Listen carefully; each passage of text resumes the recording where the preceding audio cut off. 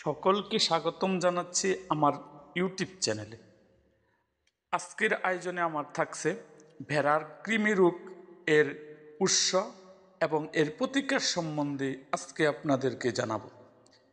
ভাইরা আমার, কৃমি ভেড়ার জন্য একটা অত্যন্ত খারাপ একটা জিনিস।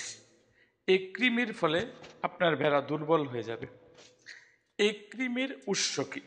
এই কৃমিটা কোথা থেকে উৎপন্ন হয়? চারণভূমি, খাদ্য এবং পানির মাধ্যমে রোগ বিস্তার লাভ করে। এ রোগের উৎসটা হল আপনার যে চারণভূমিতে বা আপনারা যে মাঠে চড়ান, এর থেকে কৃমির উৎপত্তি।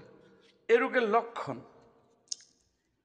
ভেড়ার এ রোগ হলে স্বাস্থ্যহানি হয়, শরীর দুর্বল ও রক্ত স্বল্পতা দেখা দিবে, প্রজনন কম হবে এবং বিলম্ব হবে, ভেড়ার ডায়রিয়া হতে পারে। চিকিৎসা, এ রোগের চিকিৎসায় ভালো ফল পাওয়া যায়। পরিষ্কার, শুষ্ক, মুক্ত বায়ু চলাচল উপযোগী বাসস্থান হতে হবে। এ রোগের আপনাদের ঘর স্যাঁতসেঁতে যেন না থাকে। স্যাঁতসেঁতে যদি হয় তাহলে আপনাদের এই কৃমির আক্রমণটা বেশি হয়।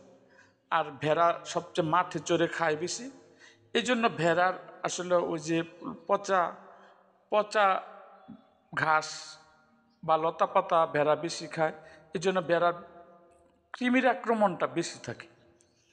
এই জন্য আপনাদেরকে এর জন্য আপনার ভেটেরিনারি ডাক্তারের, পশু হাসপাতালের ডাক্তারের শরণাপন্ন হতে হবে।